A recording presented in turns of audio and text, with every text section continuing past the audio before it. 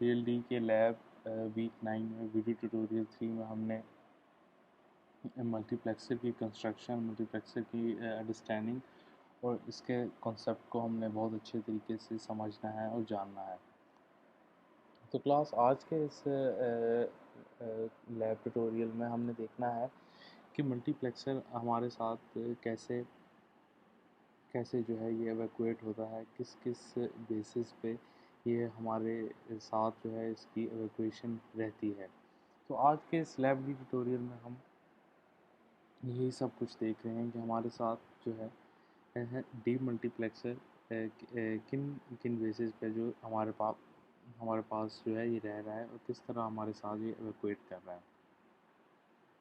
तो क्लास जैसे कि हमने देखा कि हमारे पास जो डी मल्टीप्लेक्सर की कंस्ट्रक्शन के लिए हमारे पास डी मल्टीप्लेक्सर को एक्सप्लेनेशन है। सबसे पहले तो हम देखते हैं कि इसको हम in as a data distributor, demultiplexer जो है ये एक डाटा को एज अ डिस्ट्रीब्यूटर यूज़ होता है। जैसे कि हमारे पास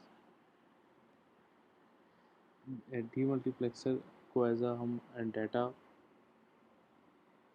डिस्ट्रीब्यूटर यूज़ करते हैं, क्योंकि हम जानते हैं कि हमारे पास जो डी मल्टीप्लेक्सर है वो एक उसको वेवफॉर्म को, एक सिग्नल को हमारे पास डिफरेंट जो हमारे इंटरप्रिटेशन है, जिस तरह हमने उसको मक्स किया था, जिस तरह हमने उस डाटा को एनकोड किया था, ये हमें उस डाटा को डिकोड फॉर्म में हमें प्रोवाइड करता है। तो इस तरह डी मल्टीप्लेक्सर की जो इम्पोर्टेंस है वो हमारी डेली लाइफ में भी काफ़ी अहम है और ये हमारे पास एक वेरी इम्पोर्टेंट फॉर्म में एग्जिस्ट करता है। तो स्टूडेंट्स, हमने जो डी मल्टीप्लेक्सर को एज अ स्टडी किया है, इसको जिस तरह हमने इसको एज अ फॉर्म स्ट्रक्चर्स में इसको हमने देखा है, हम उसको रीड आउट करते हैं और उसको देखते हैं कि ये कैसे काम करता है। जैसे कि हमें ये अंडरस्टैंड हो गया कि ये एज अ डाटा डिस्ट्रीब्यूटर है, इसलिए हम इसको डी मक्स कहते हैं। It is quite opposite to multiplexer है। ये मल्टीप्लेक्सर के बिल्कुल ऑपोजिट है। जैसा कि हमें कंफर्म है कि जो मल्टीप्लेक्सर होता है वो इंफॉर्मेशन को मैनी इंफॉर्मेशन को हमारे पास वन लाइन इंफॉर्मेशन में वन इंफॉर्मेशन हमें डिस्प्ले कराता है। लेकिन डी मल्टीप्लेक्सर ऐसा नहीं है, इसमें ये हमें काफ़ी इंफॉर्मेशंस को, ये हमारे पास वन इंफॉर्मेशन को डिकोड करके हमें देता है। तो ये इसकी एक्सप्लेनेशन हम देखते हैं। It is process of taking information from one input and transmitting over one of many outputs। तो हमने यही इसमें देखा कि ये जो प्रोसेस है इसका, उसको हमने समझा कि ये एक्चुअली किस प्रोसेस पे या किस बेसिस पे काम करता है। ये DMAX are generally use to implement general purpose logic system. A demultiplexer takes one signal input data line and distribute to any one of a number of individual output line one at a time। तो इस तरह ये many input data line जो है ये extract करता है और इसको डिस्ट्रीब्यूट कर देता है any of individual output line one at a time. एक वक्त में बैक वक्त साइमल्टेनियसली मैनी डाटा लाइन्स को ये ट्रांसमिट करता है और एग्जिस्ट करता है। तो इसलिए हम इसको ये कह सकते हैं, demultiplexer is a process of converting a signal containing multiple analog or digital signals back into the original and separate signals। तो इस तरह ये मल्टीपल एनालॉग सिग्नल और डिजिटल सिग्नल को ओरिजिनल और सेपरेट सिग्नल में कन्वर्ट कर देता है, जैसे कि इसको हमने मक्स किया होता है, जैसे कि इसको हमने एनकोड किया होता है एक परफॉर्म सिस्टम में।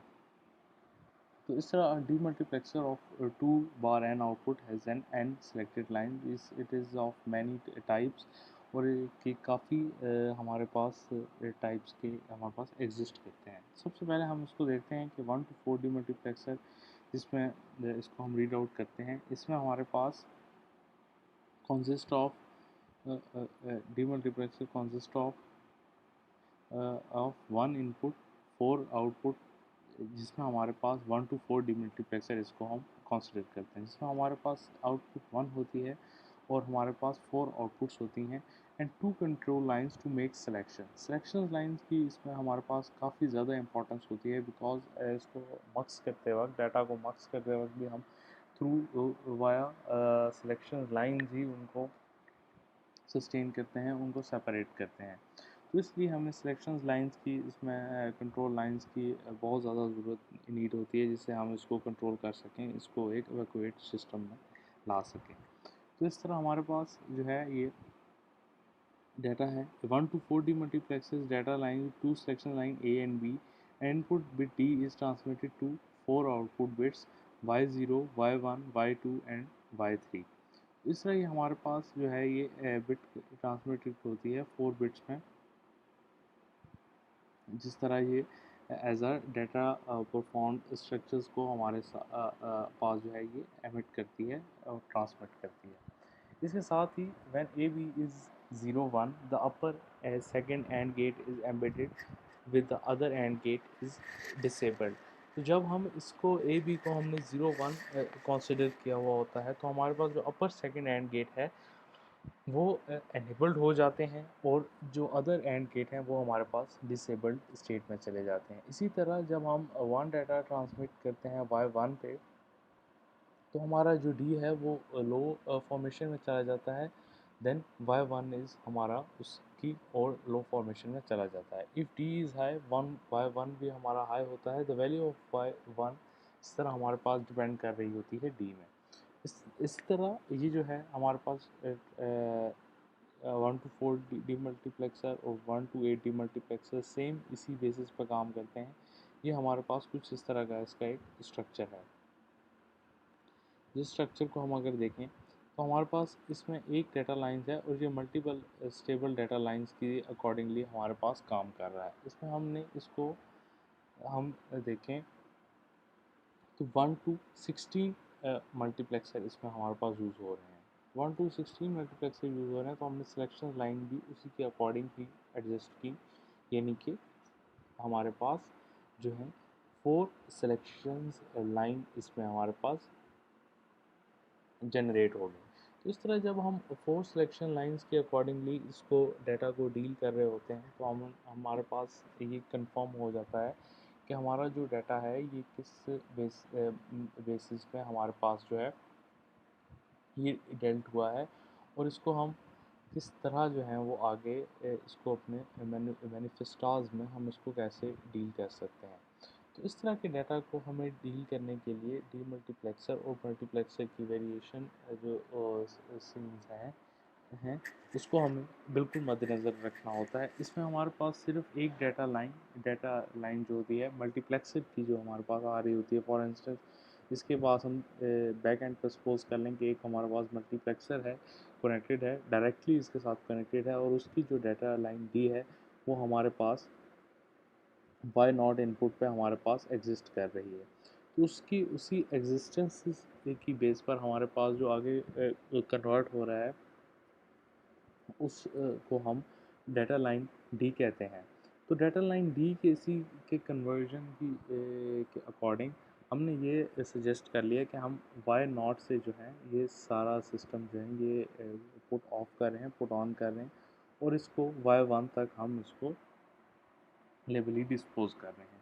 तो इसी तरह हम वाई नॉट से वाई 15 तक इस सारे सिस्टम को, सिनेरियो को स्टडी करते रहेंगे, और इससे हम ये वैल्यू जो है वेरिएबल्स जो हैं ये इसको हम कंक्लूड करेंगे कि हमारे पास at the end of this whole system हमारे पास क्या एज अ कंस्ट्रक्ट हुआ है। तो इस तरह 1 to 16 डीमक्स इसमें भी हमारे पास यही सेम सिचुएशन जो है ये अकर होती है। इसमें हम देख सकते हैं कि हमारे पास ये इनपुट्स हैं, आउटपुट्स हमारे पास शो हो रही हैं, और इन्हीं इनपुट्स और आउटपुट्स की बेसिस पर हमने इस सारे डाटा सिस्टम को जो है वो स्टडी किया है, और इस डाटा सिस्टम को हमने उसके अकॉर्डिंगली जो है वो पुट भी कर दिया है। तो इस सिस्टम को देखते हुए हमने ये प्रोफाउंडली जो है ये चीज़ एज्यूम कर ली, एजम्पशन में हम इसको ले गए कि हमारे पास जो डाटा है वो एक प्रोफाउंड स्ट्रक्चर के अकॉर्डिंग ही हमारे पास जो है वो एमिट होता है, और हम उसको emit of from the structure इसको रिलीज़ करते हैं, इसको चेक करते हैं। तो इसी बेसिस पर जो है हमारा ये डाटा ऑपरेट हुआ। हमने इसको सिलेक्शन लाइन हमारे पास ये है हमारे पास, और ये हमारे पास इसकी इनपुट्स जो हैं, और हमारे पास आउटपुट इस फेज़ में हमारे पास जो है वो क्रिएट हो रही है। तो इसको इसी क्रिएशन में हम ने डीमक्स जो क्रिएट किया फ्रॉम 1 to 16 हमारे पास जो है ये इसका डीमक्स जो था वो क्रिएट हुआ। तो क्लास हमने डीमक्स के दो प्रैक्टिकल एग्जांपल्स भी देखे और आज हमने इसको इस तरह भी कन्वर्ट कर लिया। हमने 1 to 16 डीमल्टीप्लेक्सर के लिए हमारे पास जो सर्किट रिक्वायर्ड होता है वो कुछ इस तरह का सर्किट रिक्वायर्ड होता है और हम टाइम जो ट्रूथ टेबल जो हमें प्रूव करना होता है वो ये वाला ट्रूथ टेबल हमें हमें इसको प्रूव करना होता है जिसमें हमने ये सारी चीज़ जो है इसको ऑपरेट करना होता है। Thank you.